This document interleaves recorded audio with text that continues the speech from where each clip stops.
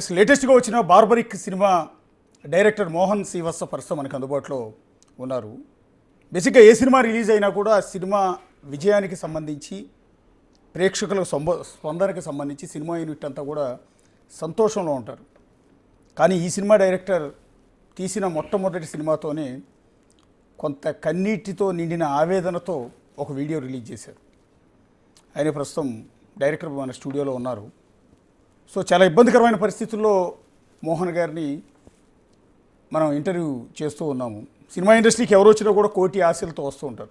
ఎన్నో ఏళ్ల కష్టం, మంచి సినిమా తీయాలి, జనాల మెప్పు పొందాలి, సినిమా హిట్ అవ్వాలి అన్న ఆశలతో వస్తుంటారు. ఏ డైరెక్టర్ అయినా, ఏ హీరో అయినా, ఎవరైనా కూడా. అలా వచ్చిన మొదటి స్టెప్లోనే ఊహించిన విధంగా ఒక కష్టం ఎదురైతే తట్టుకోలేని వాళ్ళు చాలామంది ఉంటారు. సో ఇప్పుడు మోహన్ శ్రీవాత్సది కూడా పరిస్థితి అదే కనిపిస్తోంది. ఆయన వీడియోలో ప్రస్తుతం మన స్టూడియోలో ఉన్నారు. నమస్తే అండి. బేసిక్గా మీ ఆవేదన, మీ వీడియో రిలీజ్ చేయకుండా ఉండుంటే బోసేవాళ్ళు మీరు ఇక్కడ కూర్చోవాల్సిన పరిస్థితి ఉండేది కాదేమో. ఎందుకంటే సినిమా సెలబ్రేషన్స్లో లేకపోతే వేరే సినిమా హిట్ అయితే దానికి సంబంధించిన ఫంక్షన్ ఏర్పాటు చేసి ఆ వేదిక మీద ఉండాలి మీరు, లేకపోతే సినిమా థియేటర్లో ప్రేక్షకులతో పాటు ఉండాలి మీరు. ఎందుకు ఈ రకమైన పరిస్థితి? సార్ నేను ముందు ఒకటి చేశాను. ఇది నా డెబ్యూ కాదు, ఇంకోటి R&D లాగా ఒక సినిమా చేశాను. నేను ఆ సినిమా పొటెన్షియల్ నాకు తెలుసు. ఆ సినిమాకి పబ్లిసిటీ చేయలేదు, పంపించాను. నాకేమి అది అభ్యంతరం లేదు. జనాలు చూడకపోయినా అది నా ఫాల్ట్ ఉందని నేను అనుకున్నాను. ఏ సినిమా అండి అది? అది కరణ్ అర్జున్ అని ఒక ఫిల్మ్ చేశాను. అది కూడా కర్ణుడు అర్జునుడు ఎమోషన్ తీసుకొని చేశాను. ఇందులో కూడా బార్బరిక్ అనే ఎమోషన్. ఇప్పుడు ఈ సినిమాకి నాకు బాధ ఏంటంటే అండి, యాక్చువల్లీ చాలా కంటెంట్ వైజ్ అది పిక్చరైజేషన్, మీరు ట్రైలర్ అది చూస్తుంటే చాలా బాగా వచ్చిందని అందరూ అప్లాజ్. సాంగ్స్ బాగా వెళ్ళాయి, 7-8 మిలియన్స్ వెళ్ళింది, అన్నీ వెళ్ళింది. చాలా బాగా అప్లాజ్ వచ్చింది సినిమాకి. అలాంటి పరిస్థితుల్లో నేను రిలీజ్ అయిన తర్వాత మొదటి రోజు నేను ఎక్స్పెక్ట్ చేయను, ఆడియన్ రావాలని నేను ఎక్స్పెక్ట్ చేయను. రెండో రోజు చూశాను, ఆదివారం సరే మూడో రోజు అయిపోతుంది, ఇంకా నేను డెడ్ అయ్యే పరిస్థితి వచ్చేస్తుందని అర్థమైంది.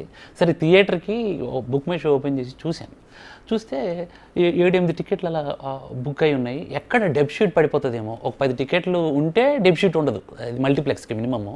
ఇమీడియట్గా 2 టికెట్లు బుక్ చేసేసి ఆ థియేటర్కి పరిగెత్తాను. సో కనీసం అట్లీస్ట్ ఫైనల్ వాళ్ళ దగ్గర నుంచి ఒక్కటి రివ్యూ తీసుకుంటాను సరి చేసుకోవడానికి అని వెళ్ళాను.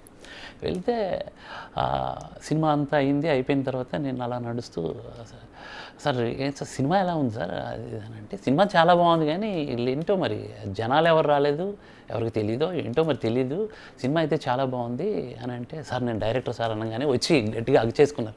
సూపర్ సార్ మీరు అలా నేను డైరెక్టర్ అని చెప్పండి సార్, ఓపెన్గా చెప్పండి సార్ ప్లీజ్ సినిమా అని అంటే, ఏదో ఫస్ట్ హాఫ్లో ఒక చిన్న ల్యాగ్ ఉంది సార్, ఇంటర్వెల్ బ్యాంక్ బాగుంది అని ఒక ఇద్దరు అలా చెప్పారు.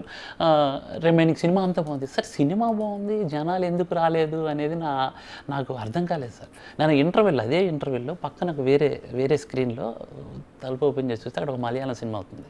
Malayalam dubbing, Telugu dubbing cinema అవుతుంది. ఆల్మోస్ట్ 90% ఆక్యుపెన్సీ ఉంది. ఇంకొక సినిమా మలయాళం ఉంది, ఇంకొకటి 90% ఆక్యుపెన్సీ ఉంది. నేను మలయాళం కంటెంట్ అంటే నాకు బాగా ఇష్టం. అక్కడి నుంచి ఇన్స్పైర్ అయిన వాడిని, నేను కూడా కంటెంట్ తీయాలి. నేను అందుకే సినిమాలో మీకు అందరూ ఆర్టిస్టులు, పెద్ద ఆర్టిస్టులు ఉన్నారు కానీ ఇది ఒకరి సినిమా అన్నట్టు ఉండదు, కంటెంట్ డ్రివెన్ ఫిల్మ్ లాగా ఉంటుంది. సో అలాంటిది ఈ అంటే గుర్తించకపోవడానికి కారణం ఇది తెలుగు సినిమా అంటే తెలుగు చిన్న సినిమా అయిపోవటమా, లేకపోతే అది అర్థం కాలేదు సార్ నాకు. అది అర్థం కాక ఎమోషనల్ అయిపోయాను. ఎందుకంటే నా సినిమాలో లేనిది ఏంటి, ఆ సినిమాలో ఉన్నది ఏంటి, అదే గ్రాండియర్ విజువల్స్. అసలు ఒక నైట్ అంతా వర్షం, నా సినిమా అంతా వర్షంలో నడుస్తుంది, ఇంత గ్రాండియర్ చేసాను. చాలామంది చూసిన వాళ్ళు అందరూ సార్ ఈరోజు అక్కడ ఏంటిది ఢిల్లీలో ఏపీ భవన్లో హయ్యర్ అఫీషియల్స్ అందరూ, కలెక్టర్స్, IASలు వాళ్ళు సినిమా చూశారు సార్. సినిమా చూసి ఒకటే, ఇప్పటికి నా మెసేజ్ ఉంది మీకు, నేను ఇస్తాను తర్వాత మీరు ప్లే చేయొచ్చు. ఎక్స్ట్రాడినరీ ఫిల్మ్, చాలా బాగా చేసేవాడిని. యాక్చువల్లీ మీరు ఈ సినిమా పొద్దున మీ వీడియో వచ్చిన తర్వాత మేము కూడా పర్సనల్గా చాలామందితో మాట్లాడామండి సినిమా సంబంధించిన వాళ్ళతో. సినిమా చాలా హై క్వాలిటీతో ఉంది. తెలుగు సినిమాలో ఇంతవరకు ఒక రాని డిఫరెంట్ స్టోరీ, చాలా డెప్త్ ఉన్న స్టోరీ. సో మంచి క్యారెక్టరైజేషన్, హై వాల్యూస్ ప్రొడక్షన్ అన్నీ ఉన్నా కూడా ప్రేక్షకులు థియేటర్ వరకు ఎందుకు రాలేదు అనేది చాలామంది బాధపడుతున్నారు. మీకు డైరెక్ట్గా చెప్పలేదు కానీ మేము ఫీడ్బ్యాక్ తీసుకున్నప్పుడు కూడా చాలా మంచి ఫీడ్బ్యాక్ వచ్చింది. అవును అదే సార్. ఇప్పుడు ఇండస్ట్రీ 3 రకాలుగా ఉందేమో అనిపించేసింది సార్ నాకు. నా సినిమాలో త్రిభాన మీరు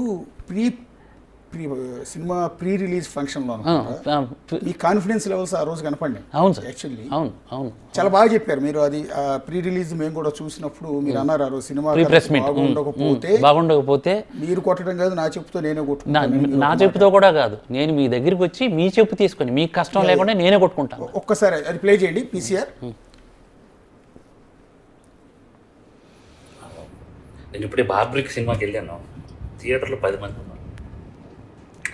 10 మంది దగ్గరికి వెళ్ళి నేను డైరెక్టర్ అని చెప్పకుండా ఒక్కొక్కరికి అడిగాను, భయ్యా సినిమా ఎలా ఉంది, సినిమా చాలా బాగుంది అన్నారు.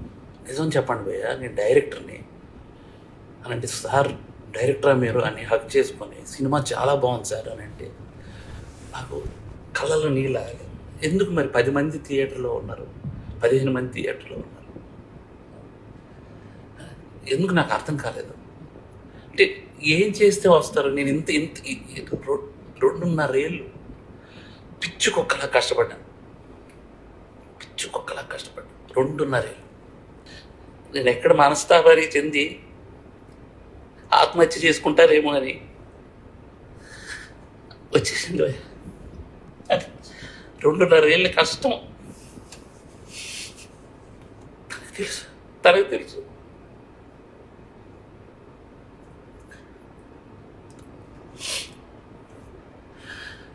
మలయాళం కంటెంట్లు, మంచి కంటెంట్లు చూస్తారు థియేటర్లో అని చెప్పి చేశాను భయ్యా. నేను కాన్ఫిడెన్స్తో ఒక మాట అన్నాను భయ్య జనాలందరికీ, సినిమా కానీ మీకు నచ్చకపోతే నా చెప్తే నేను కొట్టుకుంటా అన్నా. నా చెప్తే నేను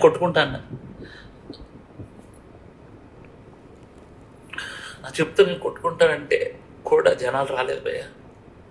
మలయాళం ఇండస్ట్రీకి డైరెక్ట్ వెళ్ళి అక్కడే సినిమా తీసుకొని తెలుగు ఆడియన్కి సినిమా తెలుగు తీస్తే ఎలా ఉంటుందో చేసుకొని వస్తాం. మీరు మలయాళం సినిమాలు అయితేనే వస్తున్నారు, అర్థమైపోయింది నాకు. నా చెప్పుతో నేనే కొట్టుకుంటాను. చాలు భయ్యాగా, చాలు ఉంటా బాయ్.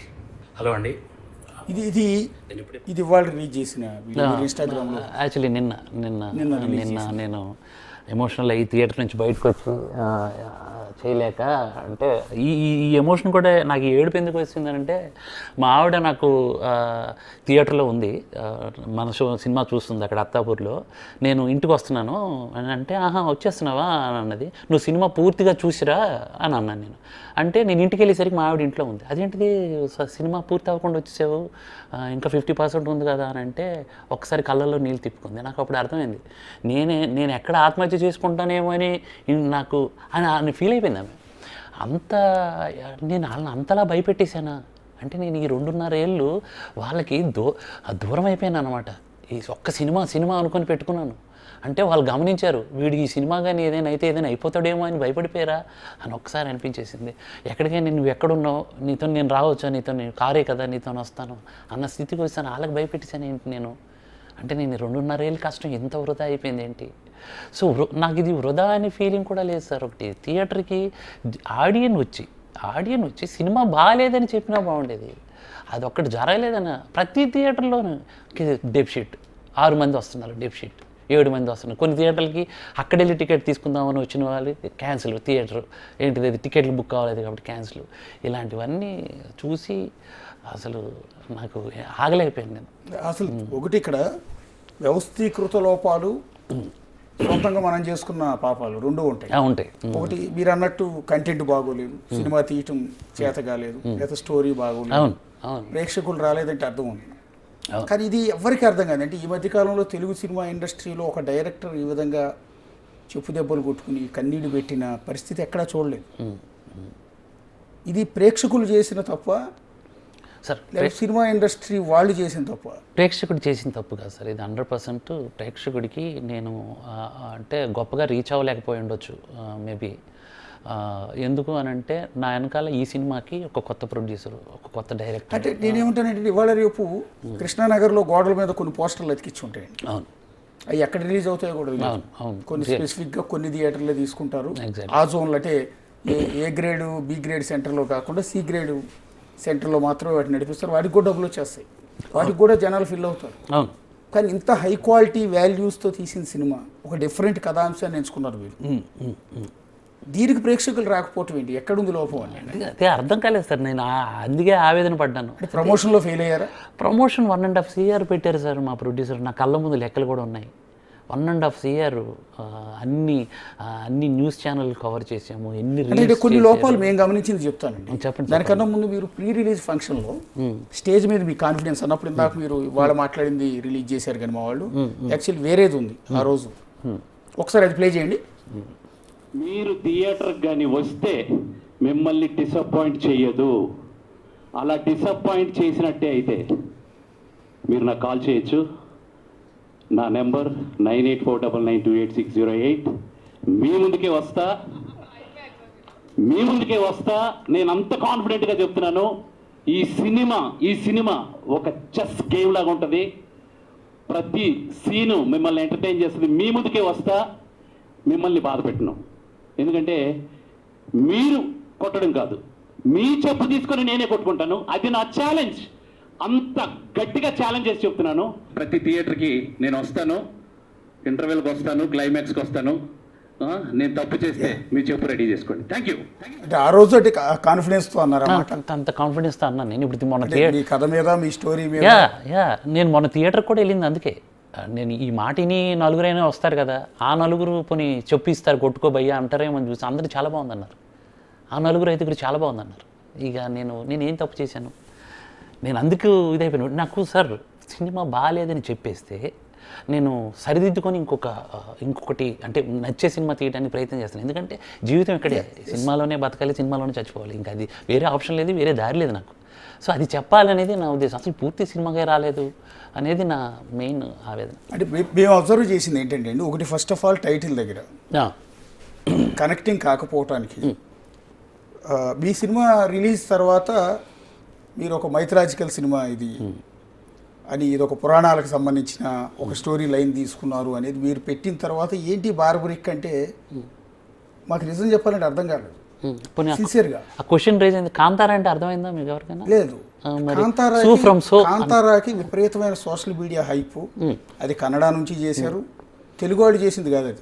కన్నడ నుంచి సినిమా అక్కడ హిట్ అయిన తర్వాత అందులో ఉన్న లాస్ట్ 20 minutes తీసుకున్నారు, దాన్ని విపరీతంగా లేపారు. ఆ తర్వాత తెలుగు వాళ్ళు దాన్ని కొన్నారు. అది వేరు. కాంతారా అంటే ఎవరికి అర్థం కాదు. టైటిల్ గురించి మీరు కూడా ఇందాక అన్నట్టు ఇది కన్నడలో రిలీజ్ చేసి కన్నడ నుంచి హైప్ తో ఇటు వచ్చి మలయాళం నుంచి ఇటు వస్తే అది వేరు. అవును. అదే తప్పు చేశాను. బార్బరిక్ అనేటప్పటికి ఏమైందంటే, ఇది ఘటోత్కచుడు కొడుకు అన్నది పురాణాల మీద అవగాహన ఉన్న సెక్టార్కి తప్ప ఈ జనరేషన్లో ఉన్న వాళ్ళకి ఎవరికి అర్థం కాలేదు. బర్బరీకుడు సార్ అర్థం కాకపోతే బర్బరీకుడు భీముడు మనవడు, ఘటోత్కచుడు కొడుకు అన్న విషయం ఈ జనరేషన్లో చాలా మందికి తెలియలేదు. అవును. నేను మైనస్ అయ్యింది అనుకుంటున్నారు. నేను హూ ఈజ్ ద బార్బరిక్ అని చెప్పేసి గూగుల్ చేస్తారనుకున్నానండి. అంతే, డిఫరెంట్ టైటిల్ పెడితే అసలు ఏంటిది ఇది అని గూగుల్ చేస్తారనుకున్నాను. ఇలా అర్థం కాలేదని అనుకుంటున్నారని నేను చాలామంది ఇంకోటి అన్నారు, భలే టైటిల్ పెట్టావు. ఒక ఆయన వచ్చి బార్బరిక్ పెట్టావు, పైన త్రిబాణధారి అని పెట్టాల్సింది. సార్ మీరు ఒకసారి చెక్ చేయండి, పైన త్రిబాణధారి కూడా ఉంది. అది గమనించలేదు ఎవరు.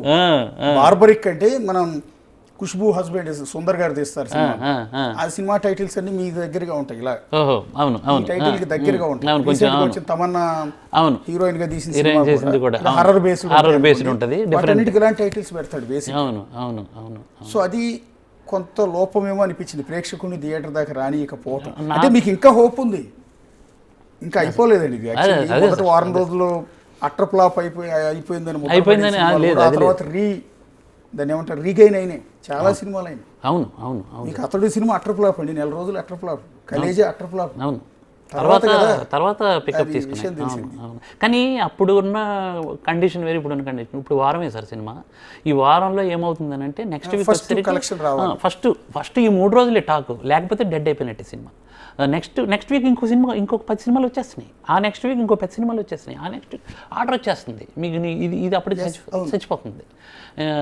సో అదేనమాట, అప్పటికున్న పరిస్థితులు ఇప్పుడున్న పరిస్థితులు మారిపోయినాయి. ఒకప్పుడు ఆనంద్ 4 థియేటర్లో రిలీజ్ చేశారు, కానీ తర్వాత సూపర్ హిట్ పెంచుకుంటూ పోయారు. ఇప్పుడున్న పరిస్థితులు అలాంటిది ఏమైనా ఎక్కడైనా మనకు కనిపించిందా? ఇప్పుడు అలా లేదు సార్. 3 daysలో అయిపోయింది. రీసెంట్గా వచ్చిన హనుమాన్ సినిమా ఉందండి. హనుమాన్ మొదట ఎన్ని థియేటర్లు ఇచ్చారు, తర్వాత ఎన్ని థియేటర్లు పెంచుకోవాల్సి వచ్చింది, ఆ తర్వాత ఎంత హిట్ అయింది, అవును అవును ఎంత పెద్ద సినిమాలను ఫేస్ చేసింది, ఫేస్ చేసింది అదిరిపోయింది. తర్వాత మీ సినిమా రిలీజ్ చేసిన సందర్భం కూడా చూసుకోవాలేమో కదా.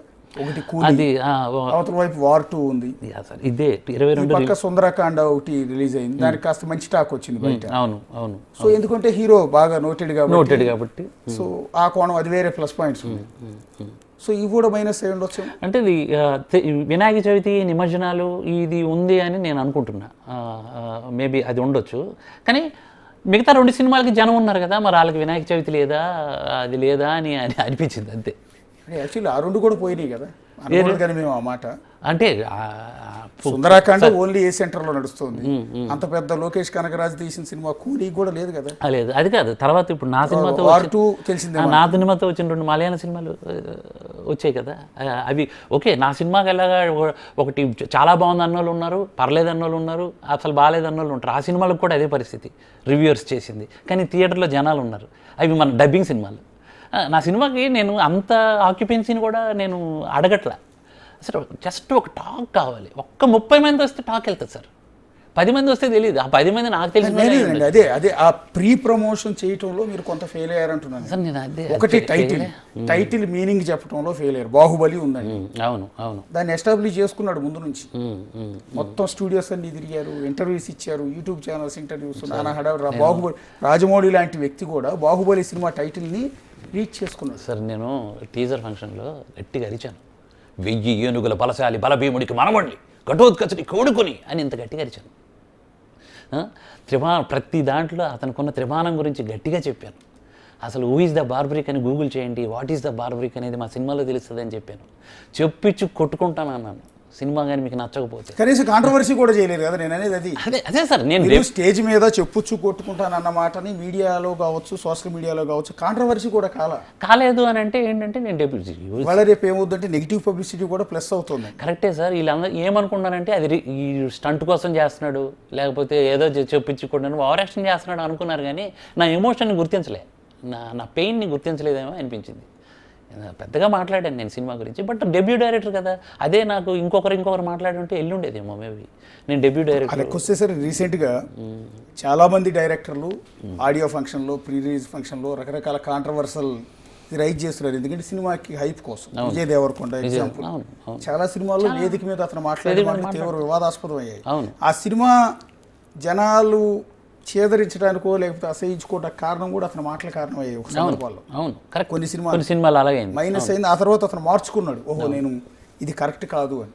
ఎందుకు యానిమల్ సినిమా టైంలో డైరెక్టర్ ఏం చేసాడు, అతను కూడా చాలా కాంట్రవర్సీ ప్రయత్నం చేశాడు. సో నిజం చెప్పాలంటే మీ సినిమాలో ఉన్న స్టోరీ ఆ సినిమాలో లేదు, కానీ ఆ సినిమాలు తెగ నచ్చేసినాయి.